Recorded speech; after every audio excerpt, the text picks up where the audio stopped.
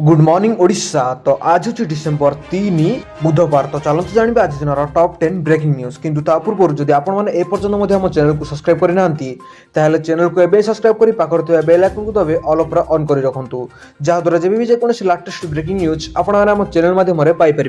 तो चलते डेरी नक बर्तमान खबर पर नजर पकाइबा। बाहाघर आज ही जातु अलंकार दुकान सुना सस्ता को रूपा भी दर खसिला।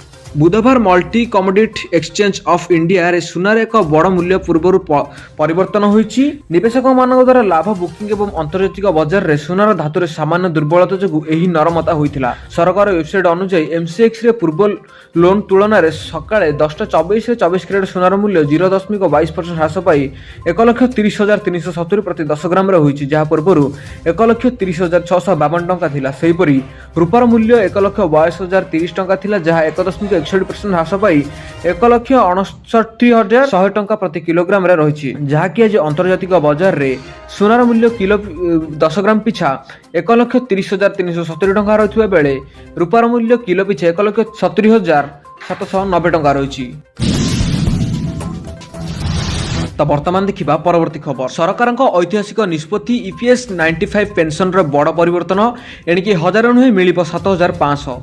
सारा देश में लक्ष लक्ष अवसर प्राप्त कर्मचारी एक ऐतिहासिक एवं अत्यंत गुरुत्वपूर्ण खबर घोषणा कर राज्य सरकार। कर्म सरकारी पेंशन मानक अंतर्गत सर्वनिम्न पेंशन एवं मासिक 1000 रु 7500 को वृद्धि कर परिवर्तन पूर्व स्वल्प परिमाण जीवन यापन करुवा पेंशन भोगी एक प्रमुख आश्वासन। वर्धित मुद्रास्फीति एवं दैनंदिन आवश्यकता को विचार को नहीं पदक्षेप को सामाजिक सुरक्षा एक प्रमुख उन्नति बोली विवेचना करा जायछि। ईपीएस योजना कौन? कर्मचारी पेंशन योजना आरंभ होइतिला। यार ऊर्ध्व होउछि कर्मचारी मानकु सेमानकर सेवा अवधि पर नियमित आर्थिक सहायता प्रदान करिजिबो एवं ता सहित सर्वनिम्न पेंशन को 1000 रु 7500 को वृद्धि करा जिवो। महंगा भत्ता जोड़िबा एवं परिवार सुरक्षा व्यवस्था जोगाइबा यार एक ऐतिहासिक निष्पत्ति करिछि। यह सामाजिक सुरक्षा व्यवस्था को सुदृढ़ करिबो एवं अवसर प्राप्त लोकक जीवन रे सुरक्षित एवं मर्यादा आनिबो बोली सूचना मिली। तो वर्तमान देखा परवर्ती खबर। तो वर्तमान जहाँ सूचना मिली घूर्णिझड़ डिटुआ प्रभाव यही सब जिले में प्रबल वर्षा। घूर्णिझड़ डिटुआ प्रभाव में राज्य में वर्तमान शीत प्रकोप सामान्य कमी। अधिकांश स्थान में रातिर तापमात्रा क्रमशः वृद्धि पाई। दक्षिण उपकूल ओडिशा रे गोटे किंवा दुईटी स्थान में सर्वनिम्न तापमात्रा प्राय 2 डिग्री ह्रास पाई। अभ्यंतरण ओडिशा रे गोटे किंवा दुईटी स्थान में प्राय 2 रु 4 डिग्री सेल्सियस वृद्धि पाई। अपर पक्षर गत 24 घंटे गजपति, रायगड़ा, कोरापुट, बलांगीर, कंधमाल, बरगढ़, संबलपुर, सुंदरगढ़ एवं झारसुगुड़ा जिला गुड़िकर गोटे किंवा दुईटी स्थान में अति हालुकरू हालुकार धरण वर्षा हेबार सूचना मिली। सेहिपरि दक्षिण अभ्यंतरण ओडिशा को कलाहांडी जिलार गोटे किंवा दुईटी स्थान में मध्यम कुहुड़ी पड़िथिबा नै आंचलिक पाणीपाग विज्ञान केन्द्र पक्षरु सूचना दिया जायछि। सेहिपरि मंगलवार एवं बुधवार रे सुंदरगढ़, झारसुगुड़ा, कोरापुट एवं अनुगुल जिला गुड़िकर घन कुहुड़ी पड़िबा नै येलो वार्निंग जारी कर जायछि। राज्य में पाग वर्तमान शुखिला रही बेले डिसेम्बर 6 तारिख पर्यंत वर्षा नहीं कौन सूचना दि जाए नहीं। राज्यर सर्वनिम्न तापमात्रा दारिंगबाड़ी में दि जाइथिबा 11.5 डिग्री होइथिबा बेले सर्वाधिक 29.2 डिग्री पुरी ठारे रेकर्ड होइथिबार सूचना मिली। तो वर्तमान देखा परवर्ती खबर। अष्टम वेतन डीआरडीए उपरे सांसदों बड़ घोषणा। 1.25 कोटी पेंशन भोगी कर्मचारी सबुठु बड़ टेंशन दूर कले राज्य सरकार। देशव्यापी प्राय 1.25 कोटी पेंशन भोगी कर्मचारी अष्टम वेतन कमिशन को अपेक्षा करिसेंती। केंद्र सरकार एही वर्षर प्रारंभ में यह घोषणा करथिले एवं वर्ष शेष होगा पूर्व कमिशन गठन करथिले। सप्तम वेतन कमिशन रे 10 वर्षर कार्यकाल 2025 रे शेष होउछि एवं कुआ जाउछि जे अष्टम वेतन कमिशन वेतन गठन 1 जनवरी 2026 रु गणना करा जिवो। तथापि यह कार्यान्वयन अधिक समय लागि पारे। कमिशन केंद्र सरकार तांकर सुपारिश दाखल करिवे, जहा विचार करिबा परे सरकार कर्मचारी एवं पेंशन भोगी को लाभ देबो। तथापि गत किछि मास धरि आलोचना चलिछि जे अष्टम वेतन कमिशन महंगा भत्ता को मूल दरमार मर्यादा करिछि। अन्य पक्षरे लक्ष लक्ष पेंशन भोगी एवं पेंशन भोगी ओ संघ चिंता थिले, जहा एहा सेमानकर पेंशन पाई मध्य प्रযোज्य हेबो। अर्थात डीआर को मूल पेंशन मर्यादा करा जिवो। वर्तमान केंद्र सरकार संसदक एही चिंतारे दूर करिसंती। सोमवार संसदक शीतकालीन आरंभ होगा मात्रे यह विषय आलोचना लोकसभा रे अनेक प्रश्न उपस्थापन होइथिला, जहार उत्तर केंद्र अर्थ राष्ट्र मंत्री देइथिले एवं ता सहित केंद्र सरकार एही वर्षर प्रारंभ में अष्टम वेतन कमिशन घोषणा करथिले। जेहेतु एक वेतन कमिशन कार्यकाल 10 वर्ष एवं सप्तम वेतन कमिशन एही वर्ष यार 10 वर्ष कार्यकाल पूर्ण करछि, केंद्र सरकार अष्टम वेतन कमिशन घोषणा करिसेंती, जहा वर्तमान गठित होई नाही। तो वर्तमान देखिबा परवर्ती खबर।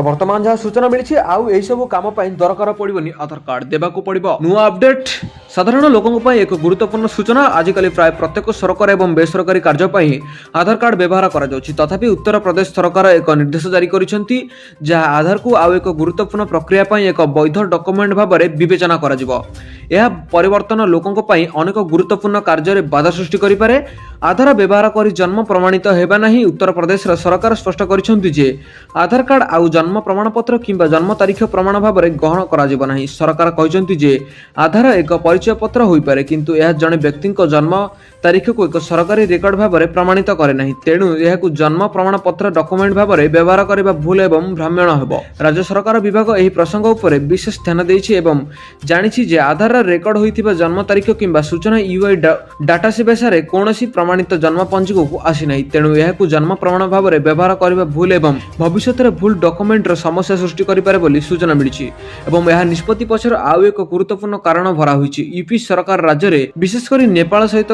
खोला सीमा थिबा जिला गुड़िक अवधि प्रवेशकारी मानक चिन्हट एवं जांच को सुदृढ़ करिछि सरकारी संप्रति अस्थायी अटकल केन्द्र प्रतिज्ञा करने को निर्देश देइछन्ति तेणु डॉक्यूमेंटेशन आवश्यकता गुड़िकर आहुरी कठोर करा जाउछि एवं जन्म प्रमाणपत्र भाव में आधार को हटाइबा एही प्रक्रिया एक अंश बोली सूचना मिली तो वर्तमान देखिबा परवर्ती खबर